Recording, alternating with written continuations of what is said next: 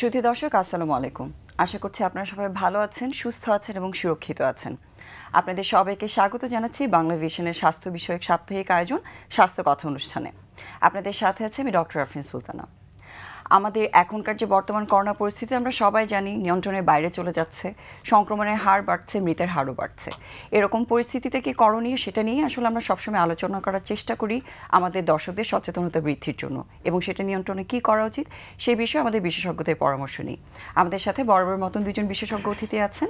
আমাদের সাথে আছেন অধ্যাপক ডক্টর হারিসুল হক, যিনি head of clinical cardiology BSMU ঢাকাতে আছেন, এবং আমাদের সাথে আরেকজন অতিথি আছেন, তিনি ডক্টর রেজওয়ানা শারমিন লিমা, যিনি একজন স্ত্রীরোগ বিশেষজ্ঞ, তিনিও আছেন বিএসএমইউ ঢাকাতে। আপনাদের দুজনকে স্বাগত জানাচ্ছি আমাদের অনুষ্ঠানে। অনেক ধন্যবাদ আমাদের সাথে আজকে সংযুক্ত হওয়ার জন্য। দর্শক, আপনাদের যদি আমাদের অতিথির কাছে কোনো প্রশ্ন থেকে থাকে সেটা অবশ্যই আমাদেরকে জানাতে পারেন, এবং একই সাথে আমাদের সাথে সংযুক্ত হতে পারেন ফেসবুক লাইভে।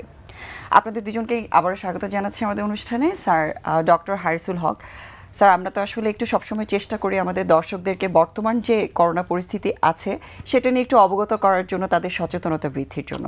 আপনি যদি প্রথমে একটু আমাদেরকে বলতেন এখন যে সার্বিক পরিস্থিতি করোনার, সেটা নিয়ে একটু আমাদের দর্শকদের যদি জানাতেন।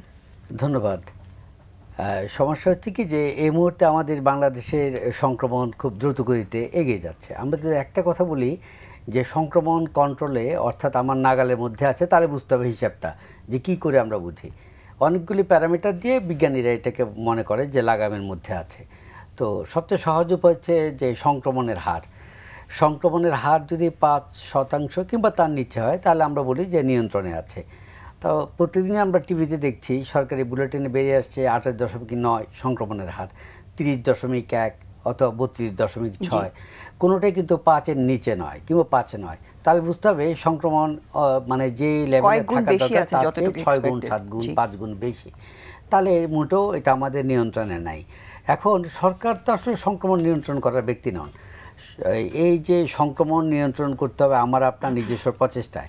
সরকার হেল্প করতে পারে একটা ব্যাপারে, টিকা এনে, কিন্তু টিকা কি 100% দিচ্ছে? মোটেও না। এটা আংশিকভাবে আমাকে এক ধরনের সুরক্ষা দিতে পারে, কিন্তু মূল সুরক্ষা দিতে পারে আমাকে অন্য 3টা ব্যক্তিগত সুরক্ষা। সেই 3টা কি? মাস্ক পরা, হাত পরিষ্কার করা এবং ব্যক্তিগত পরিষ্কার পরিচ্ছন্নতা। এটাও বলতে হবে। আমার গায়ে যদি করোনার জাম লেগে থাকে, আমি যতই মাস্ক থাকি না কেন, ঘরে মাস্কটা খুলবো, তারপর নোংরা সার দিয়ে গা মুছলাম, হাতা দিয়ে, আবার আক্রান্ত হয়ে গেলাম। ফলে ওইগুলি খুব মনে রাখতে হবে এই জিনিসগুলি। আসলে আমরা সবাই জানি এই তথ্যগুলো অলরেডি, কিন্তু ফলো করছি না। যেমন সরকার বললেন যে লকডাউন, সরকার চেষ্টা করছে, পুলিশ সেনাবাহিনী দিয়ে তো আর জনগণের মন এবং মতি চেঞ্জ করা যাবে না। জনগণের মন মতি ব্যক্তিগতভাবে চেঞ্জ হতে হবে। তো ফলে এই লকডাউন তো আসলে অর্থহীন হয়ে দাঁড়ায় যদি আমি নিজে না মানি। মানুষকে আসলে তো অল্প সংখ্যক যে প্রশাসনিক ব্যবস্থা আছে সেটা দিয়ে তো আসলে কন্ট্রোল করাটাও ডিফিকাল্ট। ফলে নিজের সুরক্ষা নিজের নিতে হবে, এটাই শেষ কথা। মহামারী আগেও ছিল, অতিমারি ভারতেও আগে আসছে, সমস্ত পৃথিবীতে আসছে। সুলতান সুলেমান তো সবাই দেখেছেন, এর মধ্যে দেখেছেন যে বংশ শেষ হয়ে যাচ্ছে একবার। তা আগে এপিডেমিক বেশি হতো, এখন কম হয় বিজ্ঞানের বদলতে। এখন এটা আমরা খুব দ্রুত শেষ করতে পারি যদি আমরা ভাবি যে সেকেন্ড ওয়েভটাকে আমরা শেষ করব।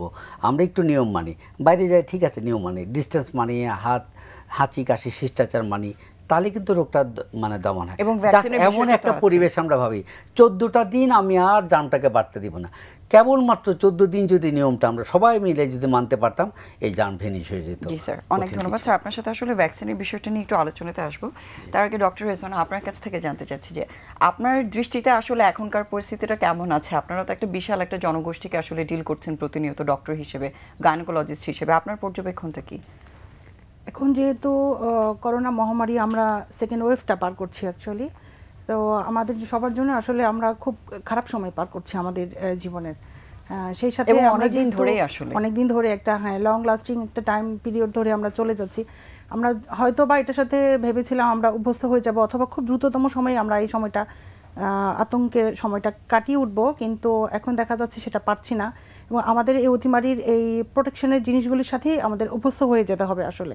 সামনের দিনগুলিতে আমরা বলতেছি নিউ নর্মাল লাইফের সাথে আমরা অ্যাডাপ্টেড হয়ে যাব। তো আমি যেহেতু প্রসূতি এবং স্ত্রীরোগ বিশেষজ্ঞ এবং এদের নিয়ে আমার কাজ করতে হচ্ছে, আমাদের কাছে অবস্টেট্রিক্সের রুগী আসে, গানি রুগী আসে, সব রকম রুগী আমরা দেখছি। তো করোনা এখন তাদের ক্ষেত্রে সংক্রমণের ক্ষেত্রে আসলে কোনো ভিন্নতা আছে? মেয়েরা যেহেতু বাসায় বেশি থাকে, আসলে আমাদের দেশে বেশিরভাগ মানুষ বাইরে কাজ কম করে, বাসায় থাকে, সেই হিসেবে ওই রকম করে হারটা বেশি না। তারপরেও গর্ভবতীরা কিন্তু এই নতুন যে ওয়েবটা এসেছে, আমরা বলছি যে ল্যামডা ভ্যারাইটি, যেটা এটাতে গত সেশনে দেখা গেছে যে প্রচুর গর্ভবতী আক্রান্ত হয়েছেন এবং অনেকে খুব খারাপ অবস্থার মধ্যে দিয়ে গিয়েছেন, অনেক ডেথ রেটও আমরা পাচ্ছি বেশি। সেই হিসেবে আমাদের আসলেই আরও বেশি সতর্ক হতে হবে। আচ্ছা, আমরা তো আসলে কিছু উপসর্গের কথা সবাই জানি, গর্ভবতী মায়েদের ক্ষেত্রে কি আসলে উপসর্গের কোনো ভিন্নতা আছে কিনা? সেরকম ভিন্নতা আসে না। ও তাদের জন্য যেটা বেশি প্রবলেমেটিক, এটা হচ্ছে যে একটা গর্ভবতী মা তো একটা বেবি ক্যারি করে, ফিটাস ক্যারি করে, সেই ক্ষেত্রে আমাদের মা এবং বাচ্চা দুটার হেলথটা দেখতে হয়। যখন একটা গর্ভবতী মা কোভিড-19 আক্রান্ত হচ্ছেন, তখন তার যে জ্বর বা তার যে শ্বাসকষ্ট বা এই সমস্যাগুলি দেখা যায় যে থার্ড ট্রাইমেস্টার, যেটা আমরা বলি তৃতীয় ধাপ, যেটা প্রেগন্যান্সি, সেই ক্ষেত্রে যখন হবে তখন এটা খুবই মারাত্মক আকার ধারণ করছেন। সেটা মার স্বাস্থ্য plus as well as baby স্বাস্থ্যের জন্য খুবই হার্মফুল। এই জন্য মাকে আমরা অ্যাডভাইস করে দিচ্ছি যে এক তো প্রোটেকশন নিয়ে থাকবে, সাবধানে থাকবে, মাত্র 4টা ভিজিট তারা ডক্টরের কাছে এসে সামনাসামনি দেখাবে, বাকি ভিজিটগুলি তারা টেলিমেডিসিনে নেওয়ার চেষ্টা করবে, বাইরে যতদূর সম্ভব কম আসবে।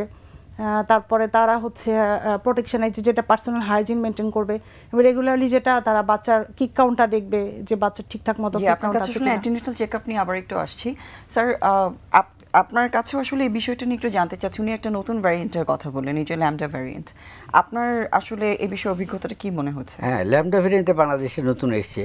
এটা আমেরিকা, মেক্সিকো ওই জায়গা থেকে চলে এসেছিল। পৃথিবীতে 30টা দেশে সংক্রমিত হয়েছিল, এটা 7 দিন আগের খবর। মালয়েশিয়ায় 6 দিন আগের খবর 8 জন শনাক্ত হয়েছে। গতকাল আমি অসমর্থিত খবর পেলাম যে ঢাকাতে 1-2টা ল্যামডা ভ্যারাইটি শনাক্ত হয়েছে। আমি সরকারি ইয়েতে এখনও পাইনি, তো এসে যেতে পারে, কারণ মালয়েশিয়ার সঙ্গে স্পেশাল ফ্লাইট, তারপরে আমেরিকার সঙ্গে ফ্লাইট, তো অফিশিয়ালি এখন আসলে আমাদের এখানে ডিটেকশন এরকম কিছু কালকে আমি তথ্য বিবরণীতে পাইনি, কিন্তু কালকে আমি শুনলাম যে ল্যামডা ভ্যারাইটি ঢাকায় এসছে। তো ল্যামডা ভ্যারাইটির প্রবলেমটা যেটা হচ্ছে, এটা খুব দ্রুত সংক্রমণশীল, ভীষণ সংক্রমণ ঘটায়। এটা আমাদের জন্য একটা আতঙ্কের কারণ আমাদের দেশে আমরা যে ভারতীয় ডেল্টা ভ্যারাইটির ইয়েতে আমরা কাঁপছি, সমস্ত পৃথিবীতে ছড়িয়ে গেছে ডেল্টার মানে থাবা এখন সুদূর চীনে গিয়ে পৌঁছে গেছে, আমেরিকায় পৌঁছে গেছে, ইউরোপে তো পৌঁছে গেছে, আফ্রিকায় পৌঁছে গেছে, বাংলাদেশ তো আমরা সাঁতরাচ্ছি ডেল্টার উপর দিয়ে। এর মধ্যে ল্যামডা আসা আমাদের জন্য খুব আতঙ্কের ব্যাপার।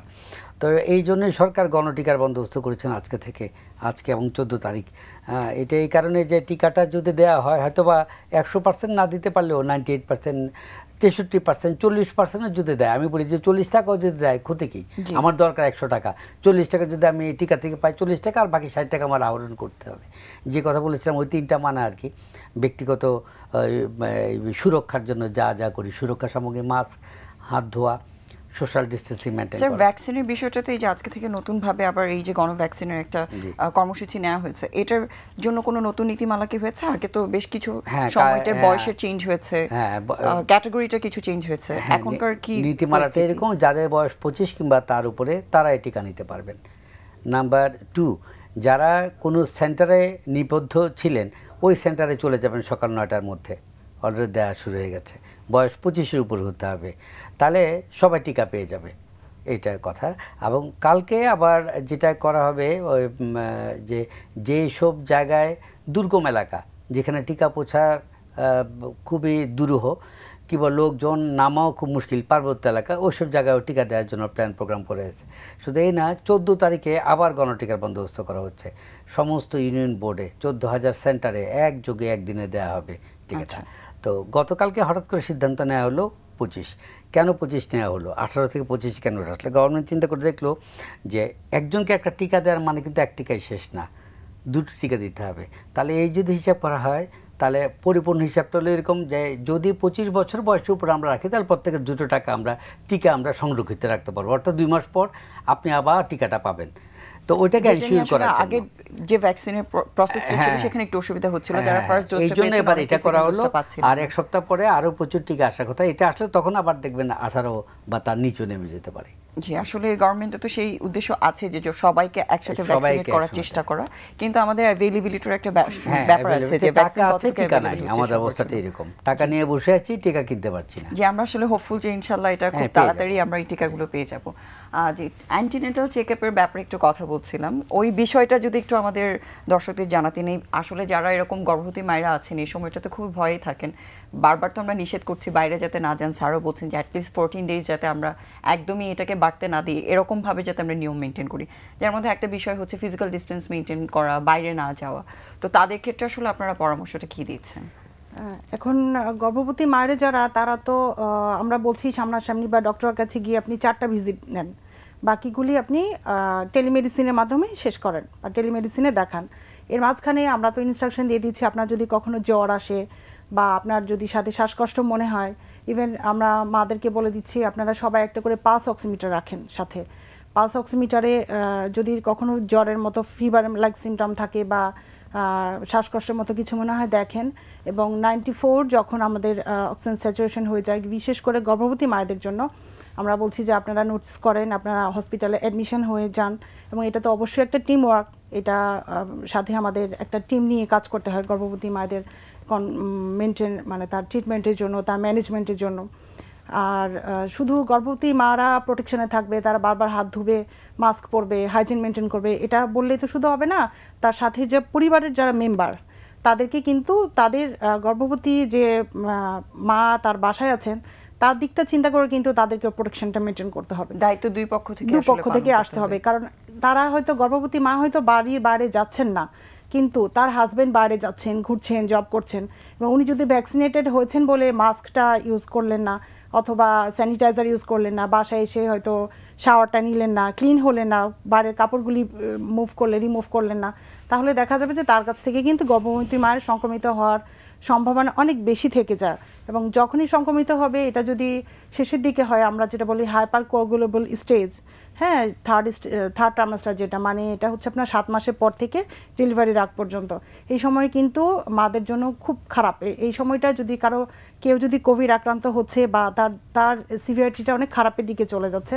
এবং আমাদের রিসেন্টলি আমরা অনেক ডক্টর, প্রায় 4-5 জন ডক্টর লুজ করেছি এই থার্ড ট্রাইমাস্টারে গিয়ে তারা কোভিড আক্রান্ত হওয়ার জন্য। এটা আমাদের জন্য খুবই দুঃখজনক। আমরা যারা ইভেন আমাদের একজন গাইনোকোলজিস্ট রিসেন্টলি আরেকজন জুনিয়র কনসালটেন্ট মারা গেলেন, এটা আমরা আসলে তাদের আত্মার বিদেহী আত্মার মাগফিরাত কামনা করছি। এবং আমরা চাচ্ছি যে আমরা আমাদের প্রোটেকশন, আমাদের ভ্যাকসিনেশন, আমাদের কম্বাইন্ড যে আমরা কাজ করছি সবগুলো কাজ করে আমরা এটা প্রোটেকশনে। আর অ্যান্টিনেটাল চেকআপে আপনি 4টা চেকআপের কথা বলেছেন, সেই বিষয়টা নিয়ে এবং ভ্যাকসিনেশনের বিষয়টা নিয়ে আপনার সাথে একটু কথা বলবো। আমাদের সাথে একজন দর্শক যুক্ত হয়েছেন। দর্শক, আপনার নাম এবং বয়স বলে আপনার প্রশ্নটা আমাদের জানান। জি, আসসালামু আলাইকুম। আমি স্বপন বলছিলাম মগবাজার থেকে। জি, আপনার প্রশ্নটা জানান আমাদেরকে। জি, প্রশ্নটা হচ্ছে গিয়ে ওই কোন মহিলা যদি প্রথম ডোজ টিকা নেওয়ার পরে যদি গর্ভবতী হয়, সেক্ষেত্রে সেকেন্ড ডোজ দেওয়ার ক্ষেত্রে কোনো প্রবলেম হবে কিনা? জি, ধন্যবাদ দর্শক। যে আপনি আমাদের সাথে থাকুন, অবশ্যই আপনাকে এই প্রশ্নটার অ্যান্সার আমরা যত দ্রুত সম্ভব দেওয়ার চেষ্টা করছি। আমাদের সাথে আরেকজন দর্শক যুক্ত হয়েছেন। দর্শক, আপনার নাম এবং বয়স বলে আপনার প্রশ্নটা আমাদের জানান। জি, আসসালামু আলাইকুম। ওয়ালাইকুম আসসালাম। জি, আমি একটা প্রশ্ন জানতে চাইছি, সেটা হচ্ছে যাদের ডায়াবেটিস আছে তাদের ব্লাড সুগারটা কততে নামায় আনলে করোনা টিকাটা নিতে পারবে? জি স্যার, আপনার কোনো প্রশ্ন আছে ওনার কাছে? হ্যাঁ, প্রথম উনি কি ইনসুলিন নেন নাকি খাবার ট্যাবলেট দিয়ে ডায়াবেটিস ঠিক রাখেন? হ্যাঁ, ইনসুলিন নেয়। ইনসুলিন নিয়ে যদি ইনসুলিন নিয়ে যদি উনি করেন, তাহলে ওই আমরা বলি র্যান্ডম ব্লাড সুগার 10-এর নিচে থাকতে হবে, আর ফাস্টিং বড় জোর 7 থেকে 8-এর মধ্যে থাকবে। জি জি, র্যান্ডম 150-এর নিচে অবশ্যই রাখতে হবে। জি জি দর্শক, অনেক ধন্যবাদ। আশা করি আপনার প্রশ্ন উত্তরটি পেয়েছেন। আমাদের আরেকজন দর্শক আসলে আপনার কাছে একটা প্রশ্ন রেখেছিল, সেটা যদি একটু বলে দিতেন ওনাদেরকে। আচ্ছা, এখন আমরা আসলে যারা বাচ্চা নিতে চাচ্ছেন বা প্ল্যানিংয়ে আছেন তাদেরকে বলছি যে আপনারা আপাতত প্ল্যানিংটা একটু পোস্টপন করেন, 2টা ডোজ টিকা কমপ্লিট করেন, তারপরে আপনারা প্ল্যানিং করেন বাচ্চা নেওয়ার জন্য বা এরকম কিছু। এখন যেহেতু উনি একটা ডোজ নিয়ে ফেলেছেন, এখন গর্ভবতী হয়ে গেছেন, আমরা সাধারণত বলছি ফার্স্ট ট্রাইমাস্টার মানে প্রথম 3 মাস, এই সময় বাচ্চার অর্গানোজেনেসিস হয়, মানে বাচ্চার শরীরের অঙ্গ প্রত্যঙ্গগুলো গঠিত হয়। এই সময়ে আমরা জানি না যে, এখন আমাদের এত বেশি স্টাডি আমাদের হাতে নেই যেটা নিয়ে বলতে পারবো যে হ্যাঁ এটা বাচ্চার কোনো অ্যাবনর্মালিটিস করছে না, বাচ্চা কোনো কনজেনিটাল অ্যানোমালি হয় না। সেই জন্য সাধারণত বলি যে এই সময়টা আপনারা অ্যাভয়েড করেন। হ্যাঁ, এই সময় টিকাটা না নেওয়াটাই ভালো। এখন যেহেতু উনি একটা ডোজ নিয়ে ফেলেছেন, সেক্ষেত্রে আসলে আমরা যেটা অ্যাডভাইস করি যে আমরা তো 12 সপ্তাহ পরে ওই ভ্যাকসিনটা সেকেন্ড ডোজটা আমরা নিতে সেটা পারি, পোস্টপোন করে আর একটু ডিলে করে উনি সেকেন্ড ডোজটা নিক, যেহেতু ফার্স্ট ডোজটা নেওয়ার পরে ওনার হয়ে গিয়েছে কনসেপ্ট। জি স্যার, আপনি কি এই বিষয়ে কোনো পরামর্শ দিতে চান কিনা? ওনার প্রশ্নটা হচ্ছে উনি ফার্স্ট ডোজ নেওয়ার পর প্রেগন্যান্ট হয়েছেন, এখন উনি আসলে এটা নিতে পারবেন কিনা, কতটুকু সেফ ওনার জন্য এখন কথা হচ্ছে কি যে এটা যে ভাইরাসগুলি তো আসলে ডেড ভাইরাস, জীবিত ভাইরাস না। ফলে এই কারণে ওই গাইনি বিশেষজ্ঞরা এখন দেশ বিদেশে করে বলছেন যে যদি একজন আক্রান্ত হয়ে যান তাকে যে ভয়ঙ্কর ইঞ্জেকশনগুলো দিতে হবে সেটার অবস্থা তো খুবই খারাপ, বাচ্চার উপরেও ক্ষতিকর, মায়ের জন্য ক্ষতিকর। তার চেয়ে যদি আমরা তাকে টিকা দিয়ে দিই, যদি কোনো ক্ষতিকর এফেক্ট ফেলেও কোনো ক্রমে সেই ইঞ্জেকশনগুলির চেয়ে ভয়াবহ হবে না, যেহেতু ওর পরিণতি এবং সংক্রমণ হয়ে গেলে তো আসলে তার আরো যে ভয়াবহ ইনজেকশন একটা দিতে হবে, পরিস্থিতি সেগুলো হচ্ছে। একদম কন্টিনিউর মার জন্য, বাচ্চার জন্য। তাহলে যদি বাঁচাতেই হয় তাহলে টিকে দিয়ে দেওয়া মাছ মোর সেফার। এই জন্য বলা হচ্ছে দুধ খাওয়াচ্ছেন এমন মা কিংবা প্রসূতি যদি টিকা নিতে চান নিতে পারবেন। ওজিএসবিও কদিন আগে দেখলাম এরকম সার্কুলার আমার দিয়েছে। যতটুকু জানা আছে ওজিএসবি থেকে যেটা দেয়া হয়েছে যে 12 সপ্তাহের পর থেকে সেফলি আসলে এই ভ্যাকসিনটা নেওয়া যায়। উনি সেক্ষেত্রে যেটা বলেন যে প্রথম 3 জি। সপ্তাহ তো আমরা প্যারাসিটামল খেতে বারণ করি দরকার না হলে।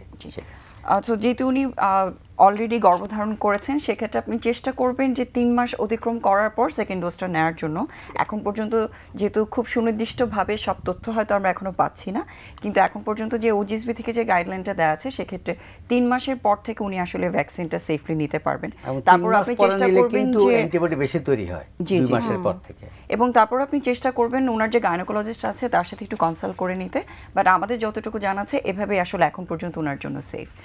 আর আপনার সাথে অ্যান্টিনেটাল চেকআপের বিষয়টা একটু জানতে চাচ্ছিলাম যে কিভাবে, আপনি যে বলেছেন 4টা চেকআপ করবে, সেটা কবে থেকে শুরু করবে, কিভাবে করবে? একটা তো 4টা চেকআপের মধ্যে ওনারা তো ফার্স্ট ট্রাইমাস্টারে একটা ভিজিট করে যাবে, সেই সময়টা মানে 3 মাসের মধ্যে 3 মাসের মধ্যে একটা করে যাবে। তারপরে 6 মাসের মানে মধ্যে আরেকটা ফিজিক্যালি করতে হবে। ফিজিক্যালি 4টা ভিজিট অ্যাটলিস্ট ফিজিক্যালি করতে হবে, বাকিগুলি ওনারা টেলিমেডিসিনে করবে। তো প্রথম ট্রাইমাস্টারে একবার দেখিয়ে যাবে, সেকেন্ড ট্রাইমাস্টারে একবার দেখাবে, আর থার্ড ট্রাইমাস্টারে গিয়ে 7 মাসের পরে অ্যাটলিস্ট 2টা ভিজিট ওনাদের আসতে হবে। কারণ সেটার সাথে মার ফিজিক্যাল কন্ডিশন, বেবির ফিজিক্যাল কন্ডিশন, বেবির প্যারামিটার, আমাদের মোড অফ ডেলিভারি, আমরা ওনাকে কোন ধরনের ডেলিভারিতে যাব সেটা সিলেকশন এজ ওয়েল সব কিছু দেখার জন্য প্রপার প্ল্যানিং এর জন্য দরকার।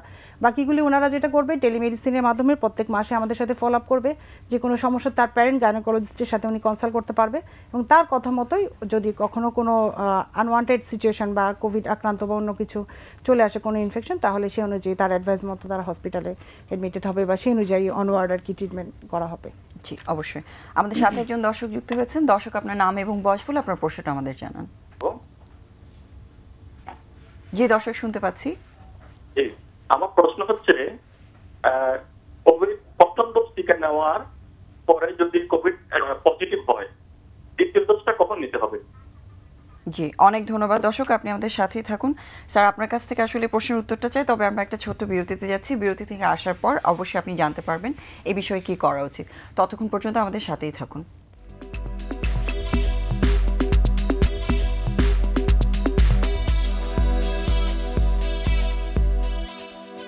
শুধু দর্শক, আপনাদেরকে আবারও স্বাগত জানাচ্ছি স্বাস্থ্য কথা অনুষ্ঠানে। আমাদের সাথে আছেন অধ্যাপক ডক্টর হারিসুল হক এবং ডক্টর রেজওয়ানা শারমিন। স্যার, ব্রেকে যাওয়ার আগে আমাদের একজন দর্শক প্রশ্ন করেছিলেন, উনি প্রথম ডোজটা নিয়েছেন, এরপর যদি ইনফেক্টেড হয়ে থাকেন সেক্ষেত্রে পরবর্তী যে ডোজটা নেবেন তার বিষয়ে পরামর্শটা কি থাকবে? আমরা যেটা করি আর কি, যদি কেউ ইনফেক্টেড হয়ে যান, নেগেটিভ হয়ে যাওয়ার 28 দিন পর তাকে টিকা নিতে বলি। তাহলে এই তথ্য অনুযায়ী উনি করতে পারেন নেগেটিভ হয়ে যাওয়ার 28 দিন পরে, অথবা যখন তার 2 মাস হবে 2 মাস পূর্তিত নিতে পারেন। সেখানে আরেকটা ব্যাপার আছে যে অ্যান্টিবডি টেস্ট করেও উনি নিতে পারেন। অ্যান্টিবডি যদি প্রচুর থাকে, হ্যাঁ, টিকা নেওয়ার কী দরকার, অ্যান্টিবডি কমা শুরু করলেও উনি আরেকটা নিতে পারেন। যেমন সম্প্রতি দেখা যাচ্ছে ইসরায়েলে এই 3rd ডোজ দিচ্ছে, এতে রেজাল্ট খুব ভালো পাওয়া যাচ্ছে 60-এর ঊর্ধ্বে ব্যক্তি যারা। এমন একটা সহজ কথা, যদি আমি আপনাকে একটা টিকার মাধ্যমে 60 টাকা দিতে পারি, আরেকটা টিকার মাধ্যমে যদি আপনাকে আমি 30 টাকা দিতে পারি, আরেকটা টিকা দিলে 10 টাকা তো হবেই সারপ্লাস, তাহলে আপনি অনেক ভালো থাকবেন। ফলে এই তত্ত্ব অনুযায়ী উনি আগাতে পারেন। স্যার, আরেকটা বিষয় হচ্ছে ভ্যাকসিন, যেহেতু এই বিষয়টা নিয়েই কথা হচ্ছে, তো আপনি একটা জিনিস বললেন যে অ্যান্টিবডি লেভেলটা দেখা, সেটার কি এখন ব্যবস্থা আছে কিনা বাংলাদেশে এবং কোথায় কোথায় উনি করতে পারেন? সরকার আর হচ্ছে কত লেভেল হলে উনি আসলে ভ্যাকসিন না নিয়ে অপেক্ষা করতে পারেন? এটা চমৎকার কথা বলেছেন যে এটা কত যে এই যে অ্যান্টিজেন টেস্টগুলি এখন ৭৯টা সেন্টারে সরকার সে দিয়েছে, ওই অনুমতি দিয়েছে ৭৯টা সেন্টারে এটা হবে। খুব বেশি টাকা না, অল্প টাকাতে এটা হয়ে যায়। আমাদের বঙ্গবন্ধুতে তো ফ্রি করছে, আমাদের বঙ্গবন্ধু ফ্রি করছে তাদের জন্য যেসব রোগী ভর্তি আছেন আমরা যদি বলে দিই রিকুইজিশন দিলে তারা কিট দিয়ে করে। এখন কত অ্যান্টিবডি টাইটারগুলো নিতে হবে এরকম কততে লেখা আছে যে সাফিসিয়েন্ট, এডিকুয়েট, ইনএডিকুয়েট। যখন এডিকুয়েট ইনএডিকুয়েট বলে সেখানে শুধুমাত্র আপনার প্রেগনেন্সি টেস্টের কিটের মতো আর কি। ইনএডিকুয়েট হলে আপনার টিকা নিতে হবে বেশি। ইভেন দেখা গেছে যে 2টা নেওয়ার পরেও ইনএডুকেট আসছে, তখন তাকে বলি আপনি থার্ড একটা নিয়ে নেবেন। হ্যাঁ, ওকে, ঠিক এরকম আর কি। প্যারামিটার ফিক্স করা, যেমন ধরেন কোরিয়ান কতগুলি কিট আছে সেখানে লেখা আছে যে 20, অর্থাৎ 20 ইন্টারন্যাশনাল ইউনিট যদি হয় তার বলে সাফিসিয়েন্ট, এর কম হলে ইনসাফিসিয়েন্ট। তার মানে কিট অনুযায়ী আসলে তার প্যারামিটারটা গায়ে লেখা থাকে এত হলে সাফিসিয়েন্ট এত হলে ইনসাফিসিয়েন্ট, সেটাকে ফলো করতে হবে। জি স্যার, ভ্যাকসিনের আর কয়েকটা বিষয় একটু তথ্যের ব্যাপারে আপনার কাছে আসবো। তার আগে ডক্টর রেজওয়ানা আপনার কাছ থেকে জানতে চাচ্ছিলাম যে আপনি বলেছিলেন থার্ড ট্রাইমাস্টার বা শেষ ধাপে যারা আছেন প্রেগন্যান্সি তাদের ক্ষেত্রে হাইপার কোয়াগুলেটেড স্টেট হচ্ছে, এবং আমরা জানি যে করোনা ইনফেকশনেরও একটা ম্যানিফেস্টেশন হিসেবে কিন্তু একই জিনিসই হচ্ছে, যেখানে রক্ত জমাট বেঁধে যাচ্ছে। এই সব কিছু মিলে আসলে এই ট্রাইমাস্টারে যারা আছেন তাদের ক্ষেত্রে তো ঝুঁকিটা অনেক বেশি থাকছে ইনফেকশন হওয়ার, এবং সেই সাথে তার যে উপসর্গগুলো হচ্ছে সেগুলো ভয়াবহতা বেশি হচ্ছে। ওই বিষয়ে যদি একটু আমাদের দর্শকদের তথ্যগুলো দিতেন, এবং সে একই সাথে তাদের ক্ষেত্রে ভ্যাকসিনের নিয়মগুলো কি, যারা গর্ভবতী আছেন এবং ল্যাকটেটিং আছেন সেই বিষয়টা আমাদের ইনফরমেশনগুলো দেন। আচ্ছা, ধন্যবাদ। আমাদের একটা সংস্থা আছে ওজিএসবি, তারা তো শুরু থেকেই বলে আসছিলেন যে প্রেগনেন্সি এবং ল্যাকটেটিং মাদারদেরকে দিয়ে আসার কথা ভ্যাকসিন দেওয়ার জন্য। যাই হোক, আমরা এবং হচ্ছে আমাদের ওজিএসবি এবং ন্যাশনাল অ্যাডভাইজারি কমিটি মিলে আমাদের একটা রিসেন্টলি মিটিং হয়েছে, সেটাতে হচ্ছে ডিসিশন হয়েছে যে হ্যাঁ, ল্যাকটেটিং এবং প্রেগনেন্ট মারা নিতে পারবে, কিন্তু কখন দিব আমরা বলছি যে যেহেতু ফার্স্ট ট্রাইমাস্টারটা এখানে বাচ্চাদের অঙ্গ প্রত্যঙ্গ গঠিত হয় অর্গানোজেনেসিসের সময় প্রথম 12 সপ্তাহ, এই সময়টা অ্যাভয়েড করে তারপরে আপনারা হচ্ছে ভ্যাকসিনটা নেন। আচ্ছা, 13 সপ্তাহ থেকে, তার মানে 13 সপ্তাহ থেকে 28 সপ্তাহ মানে সেকেন্ড ট্রাইমাস্টার পর্যন্ত এর মধ্যে তারা ভ্যাকসিনের 2টো ডোজ কমপ্লিট করে ফেলবে, মানে মোর সেফ এই টাইমটা, মোর সেফ টাইমটা। হ্যাঁ, এখন কেউ যদি 35 মানে তার ফার্স্ট ডোজটাই সে নিচ্ছে 28 সপ্তাহের আগে, তাহলে কি সে সেকেন্ড ডোজটা কমপ্লিট করবে না? অবশ্যই করবে, কারণ আমরা জানি না যে তার হয়তো 37 উইকস 38 উইকসে গিয়ে সে কোভিড আক্রান্ত হতে পারে। তখন আমরা কি করব? তার চেয়ে বরং আমাদের হচ্ছে সেকেন্ড ডোজটা আমরা দিয়ে ফেললে সেটা যদি তাকে প্রোটেকশন দেয় সেটা তার জন্য মোর ইম্পর্টেন্ট। এটা একটা গেল। আর এখন তো বলছি আমরা যে হ্যাঁ, ব্রেস্ট ফিডিং মা অবশ্যই খাওয়াতে পারবে বাচ্চাকে। কোভিড আক্রান্ত মা যদি থাকে এবং সে ব্রেস্ট ফিডেড মাদার হয়, সেই ক্ষেত্রে কিছু সতর্কতা তাকে নিতে হবে। সেটা হচ্ছে সে সুন্দর করে হাত পরিষ্কার করবে, সে তার পার্সোনাল হাইজিন, পোশাকটা পরিষ্কার কাপড় পরবে, মাস্ক, ওয়ারিং দ্য মাস্ক পরার পরে সে বাচ্চাকে দুধ দিবে। কারণ এই পর্যন্ত কোনো স্টাডি, যদিও আমরা খুব অল্প সময়ে করোনার সাথে যাচ্ছি, করোনার এই সময়টার সাথে, তো এত স্টাডি না থাকলেও এই পর্যন্ত ভার্টিক্যাল ট্রান্সমিশন মানে মা থেকে বাচ্চার কাছে যাওয়া প্লাসেন্টা দিয়ে, মানে ফুল দিয়ে যেটা বলে সেটা দিয়ে, এবং ব্রেস্ট মিল্ক দিয়ে দুধের সাথে বাচ্চার কাছে যাচ্ছে, এরকম কোনো স্টাডি, প্রুভেন স্টাডি এখন পর্যন্ত আমরা পাইনি গোটা ওয়ার্ল্ড ওয়াইডই আর কি। তো সেই ক্ষেত্রে মা দুধও দিতে পারবে এবং প্রেগন্যান্সি মায়েরা ভ্যাকসিনেশন নিতে পারবে। এখন আসি থার্ড ট্রাইমাস্টারে যেটা বলেন হাইপার কোয়াগুলেবল স্টেট, এবং আসলে ব্রেস্ট ফিডিং এর ক্ষেত্রে আরেকটা যেটা অ্যাডভাইস করা খুব বেশি, যাতে কন্টাক্টে বাচ্চাকে না রাখে, ব্রেস্ট ফিড করার পর বাচ্চাটা আরেকজন আর কেয়ার গিভার একজন কন্টাক্টে নাও খাওয়াতে পারে, এক্সপ্রেস করে কিন্তু উনি চাইলে চামচ দিয়ে খাওয়াতে পারে, সেটা করতে পারে। তবে যেহেতু মায়ের দুধের একটা পুষ্টিগুণ সাথে অ্যান্টিবডি ট্রান্সমিশন, মানে এটা বাচ্চার জন্য খুব ইম্পর্টেন্ট, সেজন্য আমরা কখনোই বলবো না যে এটা আপনি দিন না আপনার বাচ্চাকে, যে কোনো অল্টারনেটিভ ওয়েতে হোক দিতে হবে বাচ্চাকে। আর থার্ড ট্রাইমাস্টার তো অবশ্যই, যেহেতু ওই সময়ে দেখা যায় যে মায়েদের, আমরা দেখি যে কোভিড আক্রান্ত যারা মা তাদের ওই ডিডাইমার লেভেলটা বেড়ে যায়, সিরাম ফেরিটিন লেভেল বেড়ে যাচ্ছে, আমরা সাথে সিআরপি করে ফেলি, এবং সব কিছু মিলে মার কন্ডিশন, মা খুব দ্রুততম সময়ে আর কি দেখা যাচ্ছে যে খারাপ হয়ে যাচ্ছে, খুব অল্প সময়ে খারাপ হয়ে যাচ্ছে এবং তার রেসপিরেটরি ডিস্ট্রেস হচ্ছে, এবং মাকে খুব অল্প সময়ের মধ্যে দেখা যাচ্ছে আইসিইউতে ট্রান্সফার করা লাগতেছে বা এরকম সমস্যা হচ্ছে। সেই জন্য আমরা যেটা করি যে এরকম যদি একটা তো আমরা অ্যাডভাইস দিয়েই দিচ্ছি, যদি আক্রান্ত হয়ে যায় ইমিডিয়েটলি তার অক্সিজেন স্যাচুরেশন 94 হলেই সে হসপিটালে অ্যাডমিশন হবে। এবং আমরা একটা টিম ম্যানেজমেন্ট ওয়ার্ক করব। তারপর তার মোড অফ ডেলিভারি আমরা হচ্ছে ঠিক করব যে সে কি সি সেকশনে যাবে না কি নর্মাল ডেলিভারি করাবো। এবং আমরা বলছি যে কোভিড নেগেটিভ রিপোর্ট আসার পরে 7 days পর্যন্ত এখন ডিলে করা যাবে। হ্যাঁ, সেটা যে ধরনের মোড অফ ডেলিভারি আমরা চুজ করি না কেন, আমরা একটু ডিলে করে তাকে হচ্ছে টার্মিনেশনটা করছি। মা এবং বাচ্চার অবস্থা দেখে সেই বিবেচনা অনুযায়ী আসলে সেই অবস্থা দেখে অবশ্যই, হ্যাঁ, যদি মা এবং বাচ্চার কন্ডিশন দুটাই ভালো থাকে। অনেক ধন্যবাদ। আমাদের সাথে একজন দর্শক যুক্ত হয়েছেন। দর্শক, আপনার নাম এবং বয়স বলে আপনার প্রশ্নটা আমাদের জানান। হ্যালো, আসসালামু আলাইকুম। ওয়ালাইকুম আসসালাম। জি ম্যাডাম, আমার ওয়াইফ আপনার মার্চে কনসিভ করেছে, এপ্রিলে ওর করোনা পজিটিভ হয়েছে।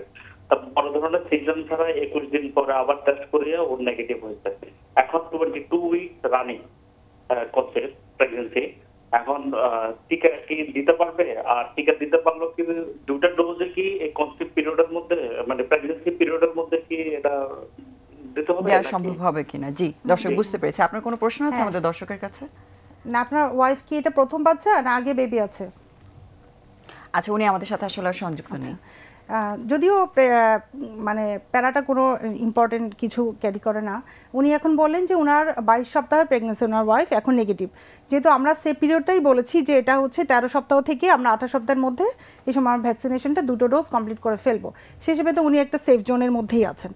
উনি অবশ্যই নিতে পারবেন এবং 2টা ডোজ কমপ্লিট করে উনি হচ্ছে প্রেগনেন্সিটাতে কন্টিনিউ করবেন। জি দর্শক, আশা করছি আপনি বুঝতে পেরেছেন। আপনার অবশ্যই আপনার স্ত্রীর উচিত ভ্যাকসিনটা নিয়ে নেওয়া, কারণ আমরা বারবার বলছি থার্ড ট্রাইমেস্টারে আসলে ঝুঁকিটা বেড়ে যাচ্ছে। সো সেক্ষেত্রে ভ্যাকসিনটা আসলে ওনাকে কিছুটা হলেও যতটুকু প্রোটেকশন দিবে সেটাই আমরা চাই যে আমাদের যারা আছেন গর্ভবতী মায়েরা যাতে ভ্যাকসিনটা নিয়ে সুরক্ষিত থাকেন। স্যার, ভ্যাকসিনের বিষয়ে একটা প্রশ্ন তো আমরা সবসময় আসলে পাই দর্শকদের কাছ থেকে, সেটা হচ্ছে যারা একটা ভ্যাকসিন ফার্স্ট ডোজ হয়তো একটা অ্যাস্ট্রাজেনেকা বা অন্য একটা কোম্পানি নিয়েছেন যেটা এখন অ্যাভেলেবেল না, সেটার বিষয়ে কনফিউশনটা কিন্তু এখনও আমাদের দর্শকদের মধ্যে থেকে যায়নি যে কী করবে, সেকেন্ড ডোজের ব্যাপারে কতদিন অপেক্ষা করবেন বা অন্য কোম্পানির ভ্যাকসিন নিতে পারবেন কিনা। এটা চমৎকার প্রশ্ন। এটা প্রথমে এটা নিয়ে কথা উঠেছিল যে আমি যদি অ্যাস্ট্রাজেনেকা নিই পরবর্তী সময় সিনোফার্ম নিতে পারবো কিনা। ঠিক সেই সময় কিছু স্টাডি বেরিয়ে আসলো, দেখা গেল যদি অ্যাস্ট্রাজেনেকা নেওয়া রোগী ফার্স্ট ডোজ ইনি যদি সিনোফার্ম নেন তবে তার অ্যান্টিবডি অনেক গুণ বেশি হয়। এটা কটা ছোট ছোট স্টাডিতে দেখা গেছে, রেজাল্ট ভালোই, খারাপ না। কিন্তু এরপর WHO আবার একটা সতর্কবার্তা পাঠালেন, বললেন যে এটা নিয়ে আসলে বিশদ যেহেতু কোনো রকম গবেষণা নাই, আমরা এই ছোটো ছোটো গবেষণাগুলিকে আমলে নিব না। যারা অ্যাস্ট্রাজেনেকা নিয়েছেন তারা বুস্টারটা অ্যাস্ট্রাজেনেকা থেকে নেবেন, যিনি সিনোফার্ম নিয়েছেন উনি সিনোফার্ম থেকে নেবেন। ফলে আমরা এটাই এখন ফলো করে যাচ্ছি, ককটেল তৈরি করছি না। সম্প্রতি ইসরায়েলেও যেটা করেছে আর কি, যে অ্যাস্ট্রাজেনেকার ওরা যে টিকা দিয়েছিল সেই টিকা 2টা ডোজ দেওয়ার পরে থার্ড ডোজ আবার সেম টিকা দিয়েছে, অন্য কোম্পানি দেয়নি। ফলে ওই ব্যাপারটা এখনও WHO যেহেতু আমাদেরকে বারণ করেছে, আমরা মেনে নেব যে যদি আপনি ফজলি আম খান শুধু ফজলি আমই খেতে থাকেন। আচ্ছা, সো বিশ্ব স্বাস্থ্য সংস্থার যে পরামর্শ অনুযায়ী সেটা হচ্ছে আমরা যদি সুরক্ষার জিনিসটা চিন্তা করি এখন পর্যন্ত নিয়ম হচ্ছে একই কোম্পানির ভ্যাকসিনটা দেওয়া। সেক্ষেত্রে আসলে কতদিন অপেক্ষা করতে পারবেন? আচ্ছা, এটা খুব চমৎকার ব্যাপার যে যখন আমরা ফার্স্ট ডোজ দিই বডি থেকে সে সেন্সিটাইজ করে, আর শরীরের মধ্যে টি সেল বলে এক ধরনের মেমোরি সেলকে সে উদ্দীপ্ত করে। এখন মেমোরি সেলকে উদ্দীপ্ত করাটাই মূল কাজ, কিন্তু ভাইরাসের এগেনস্টে কাজ করা ভ্যাকসিনগুলোর। তো দেখা গেছে এটা অনেক আগে আমাদের সেই ভাইরোলজির সেই আগের নলেজ, যতই দিন যায় অ্যাটলিস্ট তাকে 3 মাস সময় দিতে হয় তাকে উদ্দীপ্ত করার জন্য। যেহেতু অতিমারির সময়, তখন এটাকে প্রথম দিকে ভাবা হয়েছিল 1 মাসে দেবো কিনা, বিজ্ঞানীরা বলে যে 1 মাসে এটা খুব আর্লি হয়, ওরা টি সেলকে সেন্সিটাইজ করতে পারবে না, আমাদের মূল কাজ তো টি সেলকে উদ্দীপ্ত করা। তো বলে ঠিক আছে, তাহলে আমরা এটা 2 মাসে গেলাম। 2 মাসে গেলে দেখা গেল কি 3 মাসের চেয়ে কম হয়, কিন্তু 3 মাসের মতো না। তাহলে আইডিয়ালি যদি 3 মাসে দেওয়া যায় এটা কিন্তু সবচেয়ে ভালো লাভ হবে। হ্যাঁ, তো 2 মাস দিলেও আমরা আমাদের দর্শকদেরকে আশ্বস্ত করতে পারি যে 2 থেকে 3 মাস অপেক্ষা করলেও আসলে ওনাদের খুব বেশি অসুবিধা হবে না। অসুবিধা হবে না, বরং 3 মাস হলে লাভবান বেশি হওয়া যায়। আচ্ছা, ঠিক আছে স্যার। এখনকার সিজনে তো আসলে জ্বর সর্দি কাশি খুব কমন একটা উপসর্গ, যেটা আমরা দেখছি যে করোনা ইনফেকশনও হচ্ছে, আবার এখন ডেঙ্গুর সিজনও চলে আসছে। তো এই বিষয়ে দর্শকদের সতর্কতার জন্য আপনার পরামর্শ কী থাকবে? এটা খুব ভাইটাল একটা ব্যাপার। যেমন আমাদের এখানে 3টা বিষয় কাছাকাছি চলে আসছে। এক চলে আসছে করোনার ভিতর দিয়ে সাঁতরাচ্ছি আমরা, এর মধ্যে অন্যান্য ভাইরাল ডিজিজ, এর মধ্যে আরেক ভাইরাল ডিজিজ হচ্ছে ডেঙ্গু। তো ডেঙ্গু এবং করোনার কো ইনফেকশন বলি একসঙ্গে, আমাদের বঙ্গবন্ধু মেডিকেল ইউনিভার্সিটিতে কো ইনফেকশনের রোগীও আমরা দেখছি। অর্থাৎ ডেঙ্গু নিয়ে উনি এসছেন, কিন্তু করোনা নিয়ে উনি আসছেন, ডেঙ্গু হয়ে গেছে, ডেঙ্গু নিয়ে উনি ভর্তি হয়েছেন, করোনাতে আক্রান্ত হয়েছে।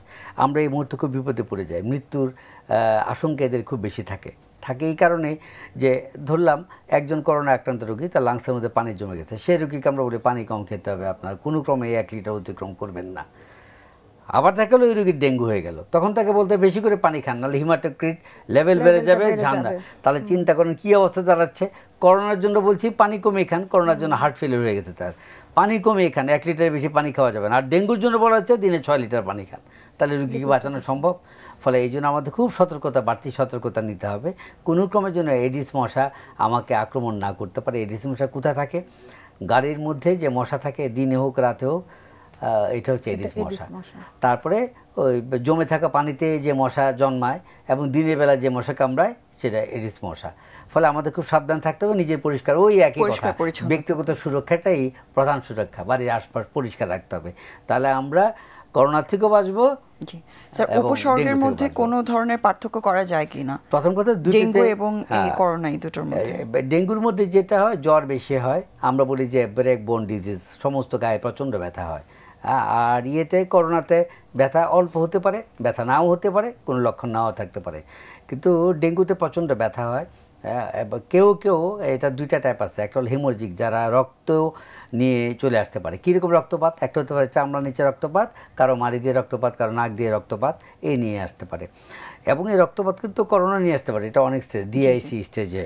আচ্ছা, কিন্তু এই ডেঙ্গুর ক্ষেত্রে এটা হয় প্রবল জ্বর, রক্তপাত বা চামড়ার নিচে বিভিন্ন রকম দাগ নিয়ে আসছে, এটাই আসলে উপসর্গগুলোর এত বেশি সিমিলারিটি, ডাক্তারের পরামর্শ ছাড়া আসলে এবং সঠিক পরীক্ষা নিরীক্ষা ছাড়া চিকিৎসা দেওয়াটা অনেক ডিফিকাল্ট হয়ে যাচ্ছে। আপনাদের দুজনকে অনেক বেশি ধন্যবাদ।